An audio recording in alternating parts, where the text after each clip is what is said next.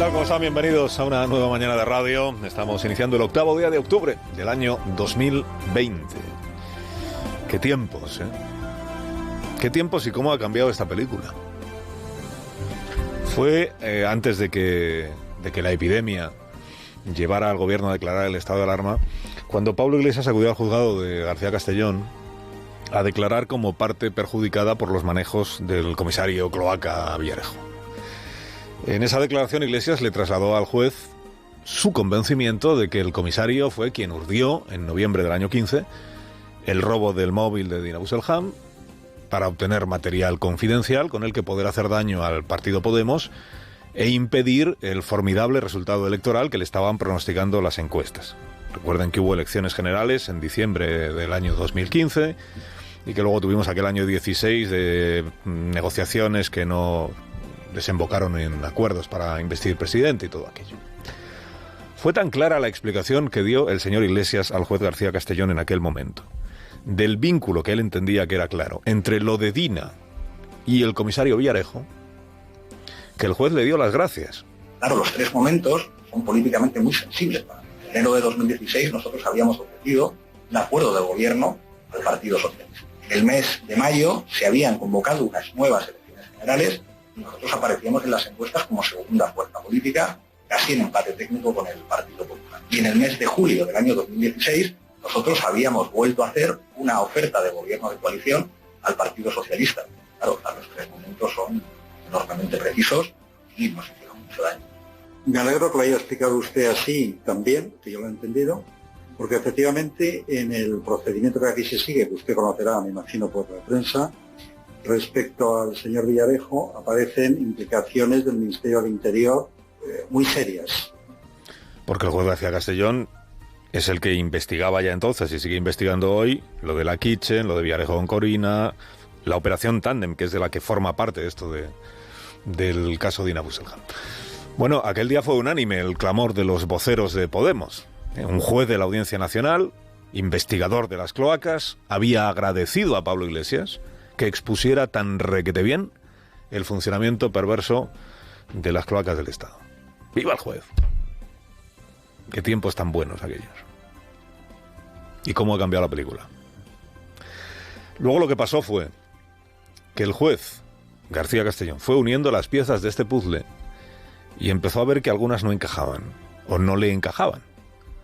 Por ejemplo, que Dina denunciara el robo de su teléfono móvil noviembre del año 15, informara del robo a su jefe Pablo Iglesias, puesto que ahí había material confidencial del partido, pero que Pablo Iglesias, al recibir del Grupo Z la tarjeta del móvil de Dina un mes después, no le dijera nada a ella. Por ejemplo, que ella ampliara la denuncia del robo julio del año 16, porque en OK Diario habían publicado unos pantallazos que procedían de su teléfono móvil, pero no informara al juzgado de Alcorcón que llevaba esa denuncia de que la tarjeta robada la había tenido Pablo Iglesias y se la acababa de devolver a ella. Por ejemplo, que Iglesias pudiera examinar el contenido de esa tarjeta con el material íntimo de Dina sin ningún problema cuando se la entregó el presidente al Grupo Z, pero luego Dina, al recibirla de vuelta muchos meses después, no pudiera leer el contenido de la tarjeta. O, por ejemplo, que Dina cambiara varias veces su versión de los hechos y de lo que le había contado o dejado de contar el señor Iglesias, cambiara su versión de los hechos siempre de manera muy oportuna, porque cada nuevo testimonio y cada cambio lo que hacía era minar su propia credibilidad, pero en beneficio de lo que había contado el señor Iglesias. Lo último que supo el juez en la instrucción de este asunto fue que el equipo jurídico de Podemos, cuando salieron los pantallazos en OK Diario, estuvo debatiendo qué había que hacer con aquello, porque no veían claro, los abogados, que estuviera Villarejo detrás de aquello. Porque sospechaban, la primera sospecha era que esos pantallazos habían acabado en manos de personas que a su vez se lo habían podido filtrar a OK Diario, porque la propia Dina había enviado esos pantallazos a algunas personas. No veían base para convertir un tema personal, el robo de un teléfono móvil y los pantallazos, en un tema de partido, la persecución de las cloacas contra Pablo Iglesias. Bueno, el juez, a la vista de todo lo que él fue escuchando durante la instrucción de la causa, lo que fue leyendo, llegó a la conclusión, y este es el asunto, y es la conclusión del juez García Castellón, que no tiene por qué compartir en su día el Tribunal Supremo, Pero el juez llegó a la conclusión de que le habían intentado vender una burra, haciendo trampas. Por eso ahora, además de Pablo Iglesias, incluye el juez en el lote de presuntos tramposos que el Supremo debería investigar, en su opinión, a los abogados de Podemos. Gloria Elizo, que era la responsable del equipo jurídico, hoy es vicepresidenta del Congreso, a Dina Busselham y a su compañero. Porque sostiene el juez, o entiende el juez, que Dina Busselham han incurrido en falso testimonio en el juzgado. Este es el mismo juez al que hemos escuchado esta semana en el interrogatorio al comisario Eugenio Pino reprocharle que le quitara importancia al espionaje ilícito a Luis Bárcenas. Este es el mismo juez que ha imputado al exministro del Interior, Fernández Díaz, por su presunta implicación en la operación de la Kitchen. No parece que sea un juez tibio o que pretenda tapar ni las cloacas ni los desmanes villarégicos. Sí parece que es un juez convencido de que esto de Dina es otra cosa. El Supremo no tiene, insisto, por qué dar por buena la conclusión de García Castellón.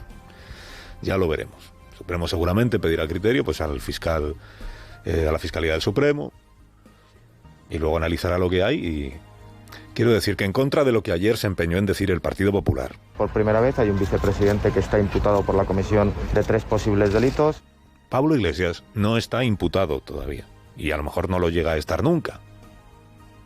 Es posible que el Tribunal Supremo, a pesar de que el criterio del juez es este, tenga un criterio distinto y archive el asunto.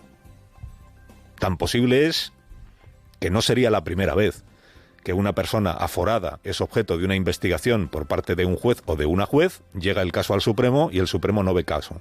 Esto le pasó a Pablo Casado, lo debería recordar el PP, le pasó a Pablo Casado con el caso del máster. La juez que lo investigó entendía que debía seguir adelante la investigación, él lo elevó al Supremo y el Supremo dijo: aquí no hay asunto. Y lo que dijo Podemos entonces fue: ¿cómo es posible que una juez ordinaria vea delito y luego este tribunal creado para los aforados diga que no lo hay? Esta sensación de impunidad que se genera, dijo Echenique en aquel momento. A ver qué dice ahora si el Tribunal Supremo al final archiva la causa.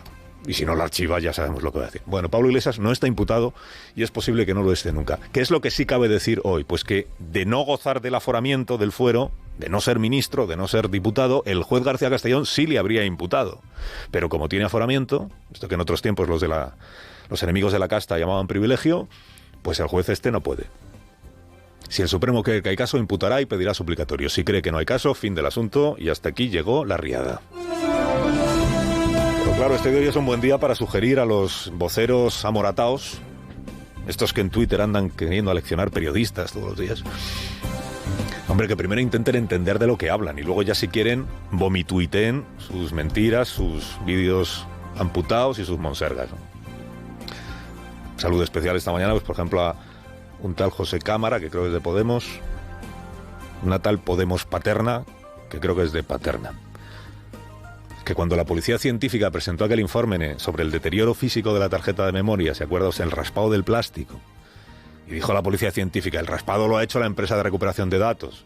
Entonces dijeron los voceros: entonces Iglesias ya está exonerado de cualquier sospecha. Que se disculpen los que le habían acusado de destruir en la tarjeta, ¿no? O sea, que se disculpe Alsina. Mire, gente escasa de entendederas hay en todas partes, es verdad. Pero en Twitter algunos disfrutan exhibiéndose.